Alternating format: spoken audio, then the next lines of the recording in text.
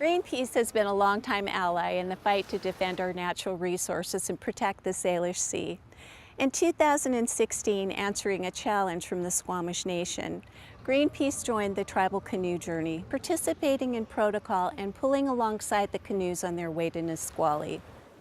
Together, the Squamish Nation and Greenpeace are strengthening alliances to protect the environment through shared culture and shared experience.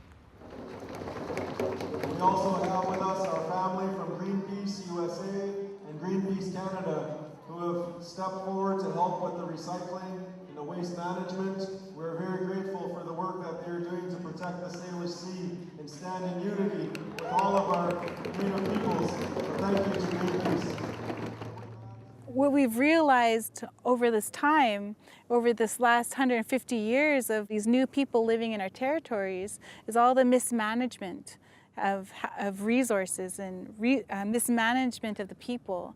So it's created a lot of environmental disasters. So at this time, it's really important for us to stand up and voice our opinions. We can't damage the water. We just cannot. It's a life giver. You know, and we need to protect the air, we need to protect the earth. So without all of these things, you know, we're living in danger. So I think there's a responsibility for us to look to the canoe as a symbol that we're all in this together, that there's now a global urgency, and that we each must put our paddle in the water to collectively move forward. The slightest degree in change in the long-term trajectory will be beneficial for all of us. Greenpeace has been in the forefront, working in collaboration with Indigenous peoples around tar sands, the Salish Sea, saving the Arctic. There's so many things that our people have gravitated towards in strengthening those relations with common visions and common objectives. Yeah, so Greenpeace started actually in 1971 working on a ban of nuclear bomb testing. And so it also has a background in nonviolent resistance. All around the world, we've done a lot of different work with Indigenous communities, whether it be nuclear stations or coal mining or oil extraction and oil pipelines. You can see a direct link between Indigenous communities tending to be the first communities impacted. I don't think that environmentalism is a separate issue than what folks are doing here and decolonizing.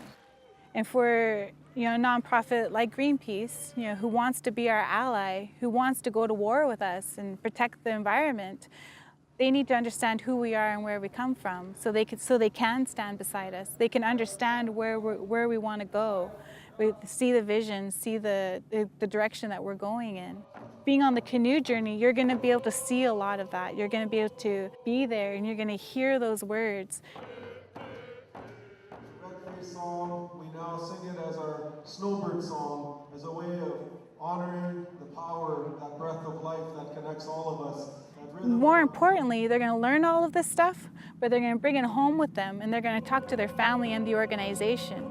They're going to go back and tell Greenpeace the way they do ceremonies, the way they do work, they do it in a certain way. And now we understand how to collaborate, how we can move forward with campaigns, how we can mobilize the community and get them involved.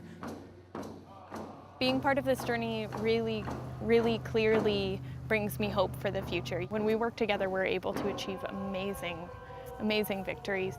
There's challenges too. I think that a lot of people are learning the same way that we were clanking our paddles around earlier today. I think that a lot of people are catching rhythms and learning from one another, learning how to relate to each other as settlers and as Indigenous folks. And there's a lot of muscles being built, including back muscles.